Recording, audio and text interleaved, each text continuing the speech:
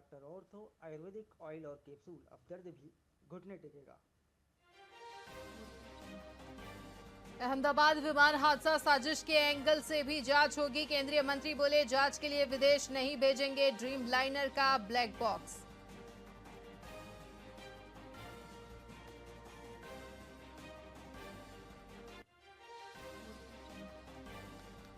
केजरीवाल बोले मोदी की गारंटी झूठी और नकली। कहा था जहां झुग्गी वहां मकान, उनका मतलब था जहां झुग्गी वहां मैदान। झुग्गियां तोड़ने के विरोध में आपने किया प्रदर्शन। छत्तीसगढ़ बिलासपुर में 300 ट्रैक्टर रेत पकड़ाया। 14 स्थानों पर अवैध रेत का बड़ा भंडार मिला। अब तक 56 लोगों के खिलाफ एफआईआर दर्ज।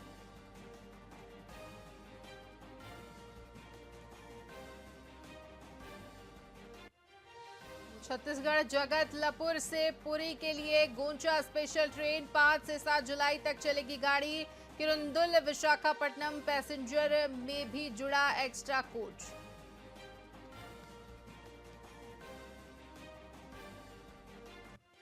और झारखंड के स्कूल में बाढ़, 162 बच्चे फंसे। सोशल मीडिया से सूचना मिलने पर पुलिस ने बचाए। यमुनोत्री मार्ग पर बादल फटा, 2 मजदूरों की मौत।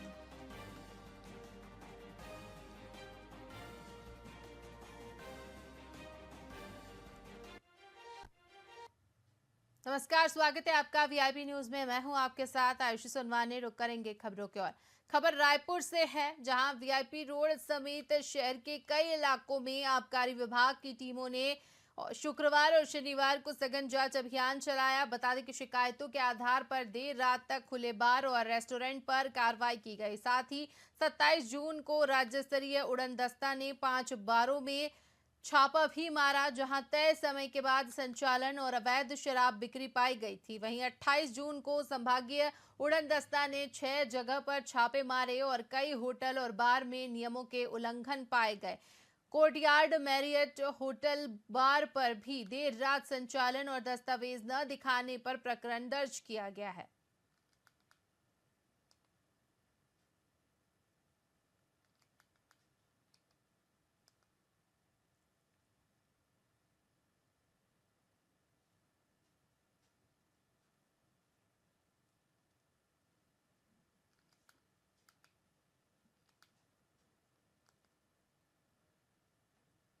रायपुर के प्रियदर्शनी नगर में भाजपा प्रदेश मीडिया प्रभारी अमित चिमनानी के संयोजन में मन की बात कार्यक्रम का आयोजन किया गया। बता दें कि कार्यक्रम में मुख्य अतिथि प्रदेश के वित्त मंत्री ओपी चौधरी और विशिष्ट अतिथि भाजपा कोषाध्यक्ष नंदन जैन मौजूद रहे। वहीं इस अवसर पर भाजपा नेता अखिलेश सोनी, निशिकांत पांडे, पार्षद और MIC member doctor Anamika Singh, Santosh Hayal, Shyam Chawla समेत कई पदाधिकारी शामिल हुए। साथ ही कार्यक्रम में कैंट सिंधी पंचायत, भारतीय सिंधु सभा, महावीर नगर पंचायत सहित कई सामाजिक और व्यापारिक संगठनों के पदाधिकारी और बड़ी संख्या में नागरिक उपस्थित रहे।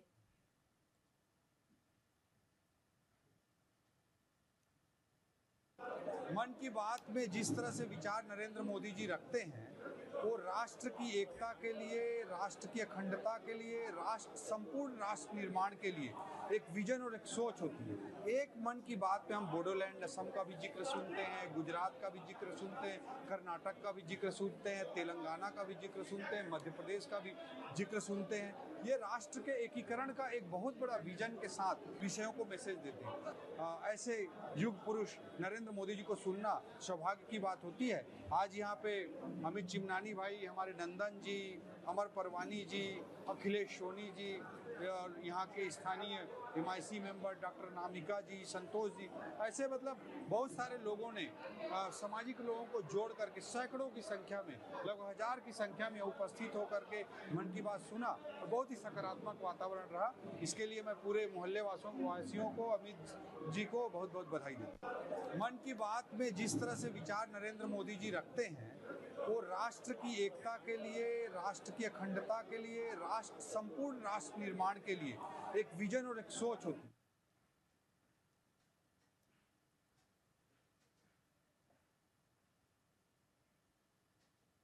छत्तीसगढ़ प्रदेश शतरंज संघ के निर्देशन में जिला शतरंज संघ दुर्ग और नगर निगम दुर्ग के सहयोग से विवेकानंद भवन में 2 दिनों के लिए दुर्ग जिला सीनियर महिला साथ ही सब जूनियर शतरंज चैंपियनशिप 2025 का सफल आयोजन किया गया। दरअसल प्रतियोगिता में 132 खिलाड़ियों ने भाग लिया और कुल 6 राउंड खेले गए, जिसमें मुख्य अतिथि कैलाश जैन बरमेचा और विशेष अतिथि जितेंद्र सिंह राजपूत ने खिलाड़ियों को शुभकामनाएं दी हैं। आपको बता दें कि प्रत्येक वर्ग से शीर्ष 4 खिलाड़ियों का चयन राज्य स्तरीय शतरंज प्रतियोगिता के लिए हुआ है।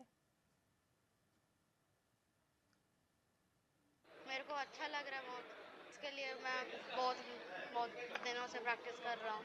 शतरंज एक ऐसा गेम है जिसमें माइंड लगता है। मेरे को बहुत अच्छा लग रहा है कि मुझे फर्स्ट आया, क्योंकि इसमें उतना इजी भी नहीं रहता है और यहाँ तक आना मेरे को बहुत अच्छा लग रहा है। मतलब मैं शुरू तो कितना ऐसे 3-4 साल पहले की थी और इस टूर्नामेंट के लिए भी 1-2 हफ्ते से अच्छा कर रही थी और इसीलिए मुझे ये सब मिल पाया।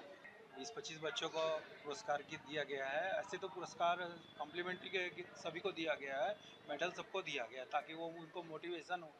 लेकिन जो प्रथम द्वितीय तृतीय आए उनको मेडल और शील्ड प्रदान किया गया है। आज यह सीनियर महिला एवं अंडर 15 बालक बालिका वर्ग में यह चैंपियनशिप खेली गई, जिसमें समस्त वर्गों में 4-4 खिलाड़ियों का चयन किया गया और उन्हें यहाँ पर ट्रॉफी का वितरण किया गया। और यहाँ पर इस स्पर्धा में कैटेगरी प्राइज भी हम लोग रखे थे, जिसमें अंडर 7, अंडर 9, अंडर 11 एवं अंडर 13 में फर्स्ट सेकंड बालक एवं बालिका को मोमेंटो प्रदान किया गया। इसके अलावा भाग लेने वाले समस्त खिलाड़ियों को मेडल देकर सम्मानित किया गया हमारे अतिथियों द्वारा। मेरे को छत्तीसगढ़ में भारतमाला प्रोजेक्ट की गड़बड़ी के मामले में निलंबित पटवारी सुरेश मिश्रा ने घर के फार्म हाउस में फांसी लगाकर आत्महत्या कर ली। छत्तीसगढ़ में रायपुर से धनबाद तक बनने वाली भारतमाला प्रोजेक्ट के तहत भूमि अधिग्रहण मामले में घोटाले की चर्चा पूरे छत्तीसगढ़ में है। इस योजना को जोड़ने के लिए बिलासपुर से उरगा तक 1115 करोड़ रुपए की लागत से एक अलग एक्सप्रेस सड़क तैयार हो रही है, जिसमें भी भूमि अधिग्रहण मामले में भ्रष्टाचार किया गया है। इसके बाद बिलासपुर तहसीलदार राहुल शर्मा के लिखित आवेदन के बाद पूर्व तहसीलदार डीएस उइके और पटवारी सुरेश मिश्रा के खिलाफ तोरवा थाने में गंभीर धाराओं के तहत मामला दर्ज कर लिया गया है। ये गड़बड़ी इस प्रोजेक्ट के तहत मस्तूरी रोड पर स्थित ढेंका गांव में गलत तरह से मुआवजा वितरण को लेकर की गई थी। थाना सकरी पुलिस को सूचना मिली कि ग्राम जोकी में पटवारी सुरेश कुमार मिश्रा के द्वारा अपनी बहन के फार्म हाउस में फांसी लगाकर आत्महत्या कर ली गई है। मौके पर पंचनामा कार्रवाई की गई। पंचनामा कार्रवाई के दौरान उनके पास से 2 पत्र प्राप्त हुए। एक पत्र में उन्होंने अपना बहाली को लेकर जिक्र किया है और दूसरे पत्र में उन्होंने अपने आप को बेगुनाह बताया है और साथ ही एक ग्राम कोटवार के साथ 2 अन्य लोगों पर संभावना व्यक्त की है। उनके संबंध में उन्होंने उल्लेख किया है। साथ ही अपने बीमारी के संबंध में भी उन्होंने उल्लेख किया है। थाना सकरी पुलिस को सूचना मिली कि ग्राम जो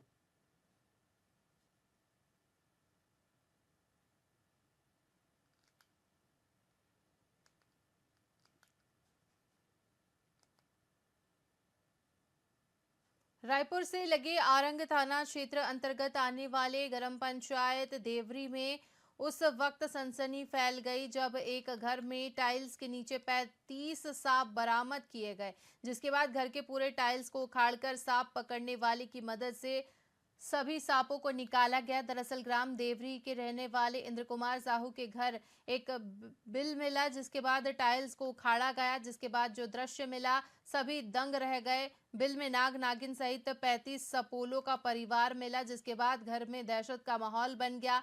एक घर में एक साथ 35 जहरीले सांप मिलने की खबर गांव के साथ साथ आसपास भी फैल गई।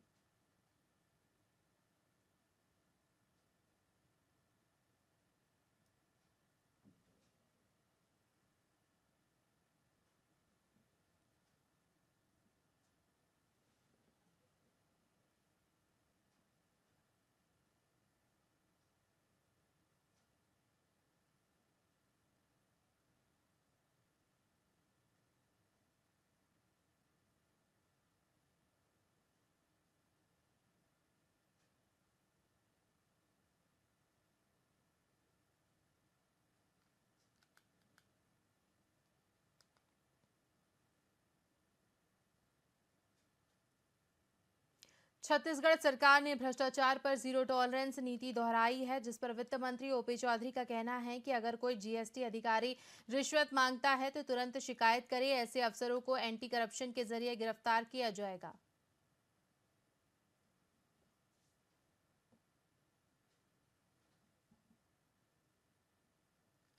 मैं तो हमेशा से बोलता हूं कि अगर कोई जीएसटी का ऑफिसर या कोई भी ऑफिसर पैसे की मांग कर रहा हो, सरकारी खजाने में पैसा जमा कराना अलग बात है।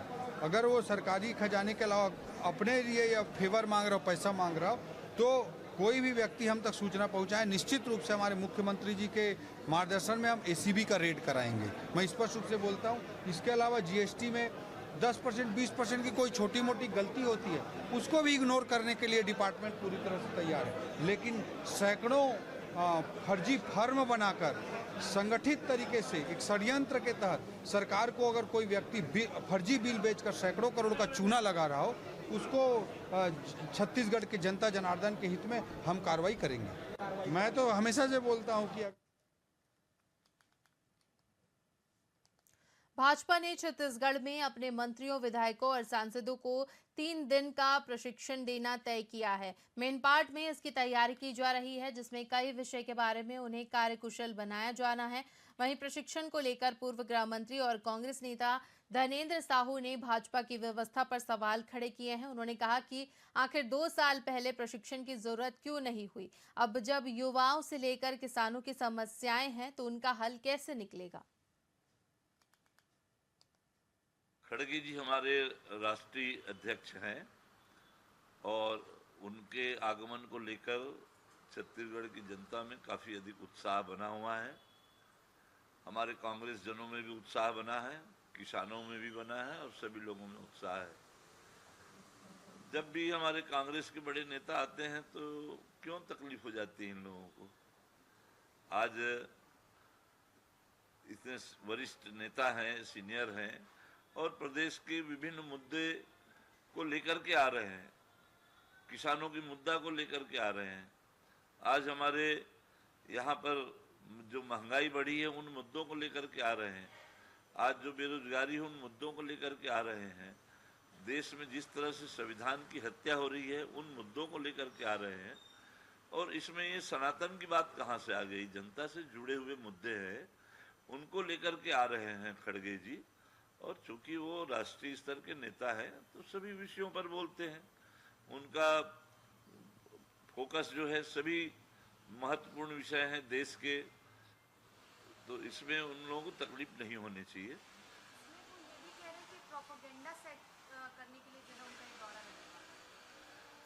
कहीं कोई प्रोपेगेंडा नहीं। आज यदि लोगों को खाद नहीं मिल रहा है, बीज नहीं मिल रहा है और उस मुद्दे को यदि कांग्रेस उठाती है तो ये कहाँ से प्रोपेगेंडा की बात आ गई है। आज यदि लूटपाट हत्या हो रही है, कानून की स्थिति बदतर हो गई है, उस विषय को आज यदि उठाया जाता है तो इसमें कौन सी प्रोपेगेंडा की बातें हैं। जनहित में जो आज यह सरकार जिनका दायित्व है, जिनकी जिम्मेदारी है, वो उन अपने दायित्वों का निर्वहन नहीं कर रहे हैं। इसलिए विपक्ष की जिम्मेदारी बनती है कि उन मुद्दों को उठाए, उन मुद्दों के लिए लड़ें। खड़गे जी हमारे राष्ट्रीय प्रधानमंत्री नरेंद्र मोदी ने मन की बात के 123वें एपिसोड में देशवासियों को संबोधित किया। इमरजेंसी से लेकर पर्यावरण और फिट इंडिया जैसे विषय पर देश में लोग क्या सोचते हैं, प्रधानमंत्री मोदी ने मन की बात में इन्हें शामिल किया। प्रधानमंत्री के कार्यक्रम को रायपुर में मुख्यमंत्री विष्णुदेव साय ने अपने निवास पर प्रतिष्ठित लोगों के साथ सुना और सभी ने माना कि विषय दमदार है और इस पर विचार की जरूरत है। देश के यशस्वी प्रधानमंत्री श्री नरेंद्र मोदी जी की 123वीं मन की बात सुने और हम लोगों का बड़ा सौभाग्य कि आज हम लोगों के बीच में महामंडलेश्वर पूज्य श्री कैलासानंद जी गिरी महाराज जी उपस्थित हैं। उनके साथ हम सब लोग सुने। श्रीमती सावित्री ठाकुर जी उपस्थित हैं।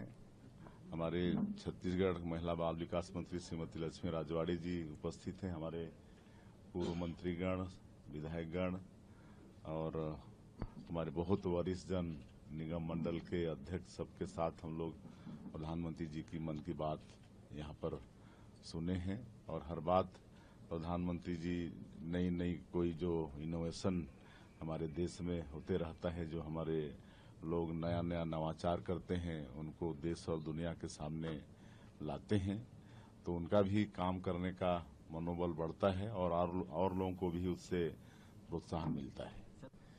देश के यशस्वी प्रधानमंत्री